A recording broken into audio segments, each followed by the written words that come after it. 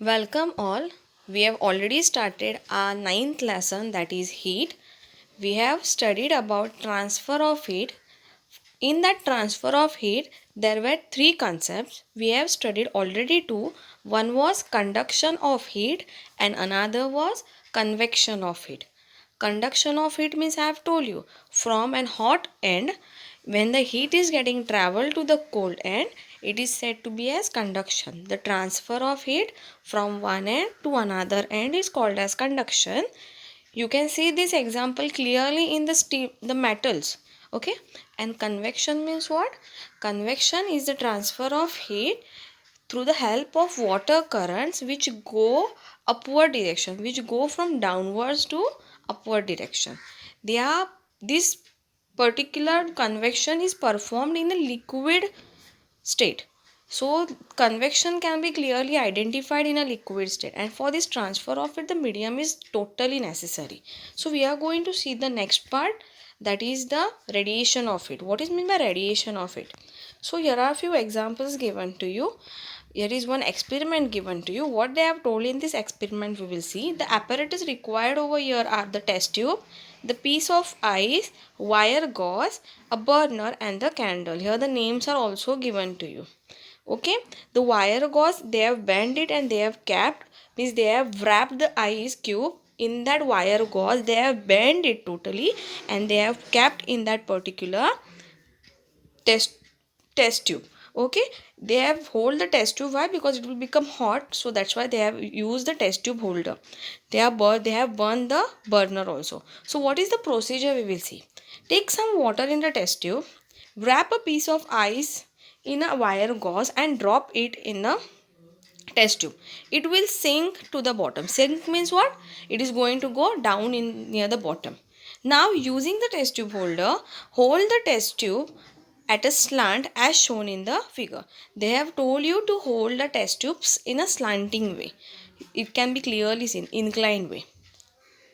Heat the upper part of the test tube. Stop heating when the water starts boiling. What they have told, the upper part they have told you to hit, not the downward part. Okay, they have told you to hit the upper part and stop. As you can see, the bubbles are coming out. And if you'll observe the bubbles are coming out, stop the heating. Observe the piece of ice at the bottom. The heat does not reach the bottom even through the upper part is heated. How does this happen? The density of water decreases due to the heating. We are knowing that the density increases when we freeze it. So density will decrease as we heat it. So therefore it cannot sink and process of convection does not occur.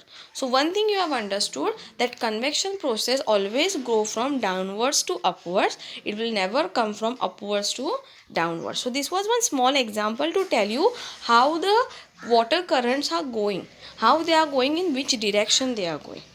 So later they have given you the next part, that is the radiation one, and they have given a small procedure.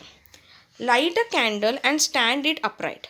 Hold your hands on the two sides of them along a particular distance.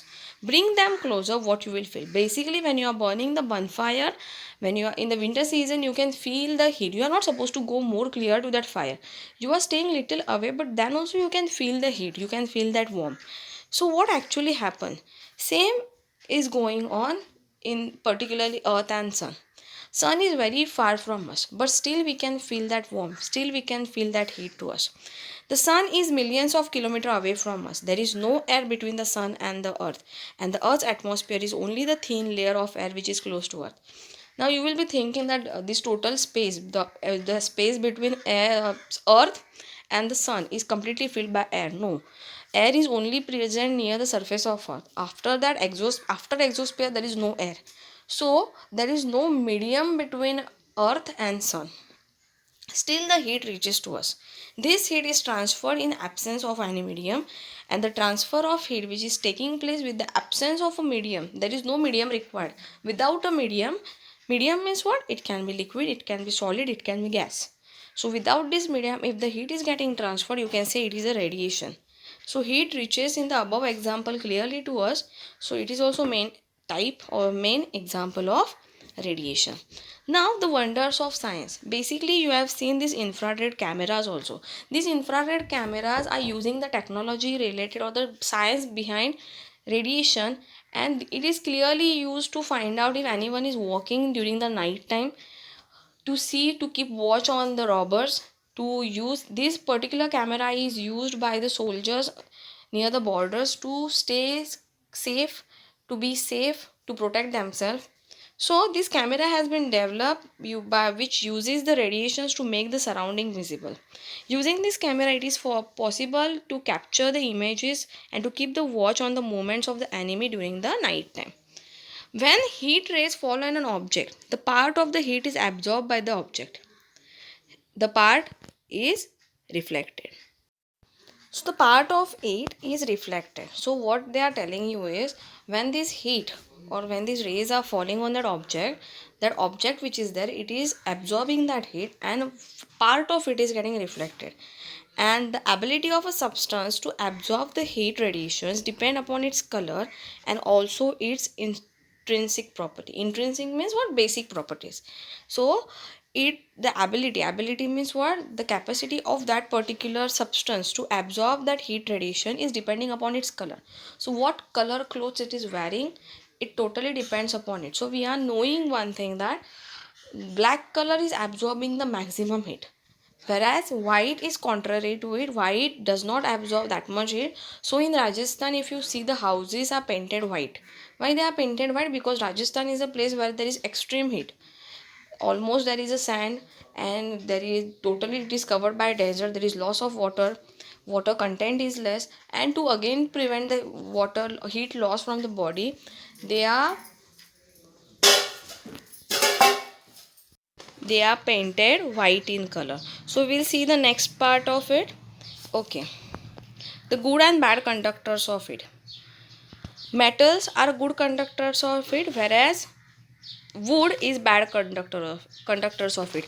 Why metals are good conductors of it? Because what I mean by good conductors and bad conductors, good conductors are those which pass the heat easily through them.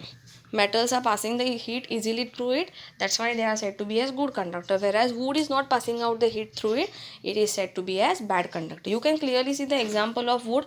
When you are burning the wood from one end, you can hold the another end in your hand. But if you are heating a metal, and when you are hitting it, if it is hitting from one side, you cannot hold the another end because it will be totally hot. So you can clearly observe in this example that heat is passing from one end to another end because of the conduction process. So what infer will you draw from this? Clearly you can understand by this good conductor and bad conductor that good conductors are helping the heat, they are helping to pass the heat, and bad conductors are not allowing the heat to pass from it. Expansion and contraction of solid substance due to heat. Now you can see they have given you one example. They have taken one chain, they have tied a particular metal ball to it, and you can clearly see when that ball, before heating, it is passing through it, but after heating that ball is not passing through it. So one thing you should understand, because of heat, a metal, solid also, liquid also, and gas also, it expands. So whenever in summer season, the shop which are selling the bike, they are telling you not to fill the tires with maximum air into it. Why? Because if it will expand, your tires can also get burst. So better way to avoid that accident, we are not supposed to fill the air too much into the tires. The above experiment tells us that the metal expands on heating and contracts on cooling. Solid expands due to heat and come back to the original state if the heat is removed. However, the extent to which different solid expand is different. So it totally depends upon what object it is, from which state of matter it is been made, and according to it you can clearly infer this expansion and contraction. Okay. So now expansion of liquids is given to you over here. Basically what they are telling you, when you are boiling a particular thing, now they have taken again one experiment is present. Now this full lesson is based on experiment. They have taken one experiment in that a conical flask is present, two hold rubber stopper. To hold rubber stopper means in that rubber stopper, two hole are present in which one they have kept the thermometer, and in another they have kept the hollow glass tube. Hollow means what? It is totally open from both the ends and it is empty. Wire gauze is present on which that conical flask is been there, and graph paper is there. Now they have told you to fill the conical flask completely with water. Insert a glass tube and the thermometer in another end. Heat the water with the help of the ruler. Record the water level in the glass tube after every 2 degrees Celsius. So they are telling you to just see the reading.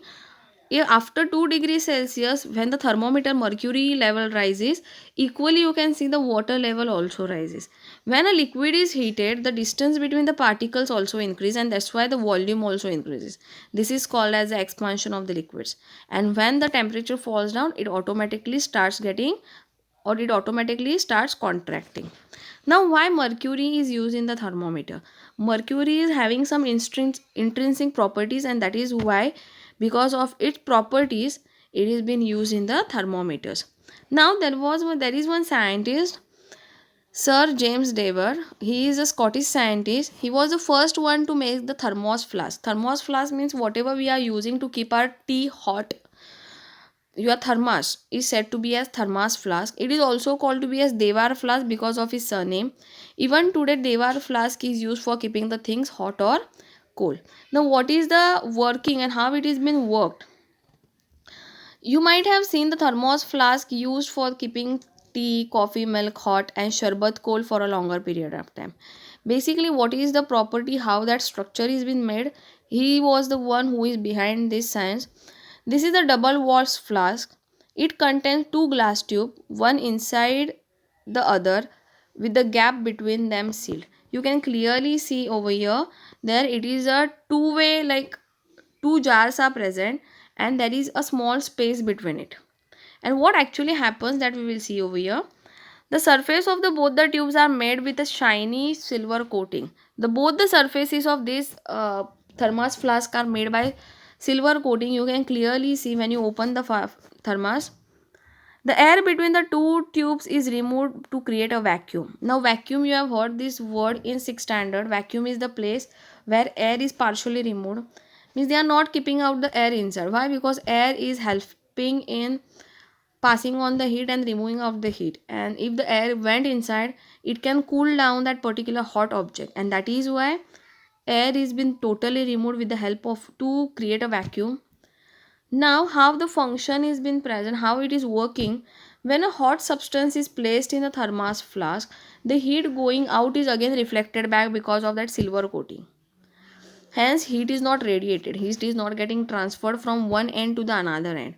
Neither conduction and nor convection is also occurring here because of the vacuum. And heat is not transferred to the other cooler region, and it still remains inside, and that is why a particular object remains hot or remains cold for a longer period of time.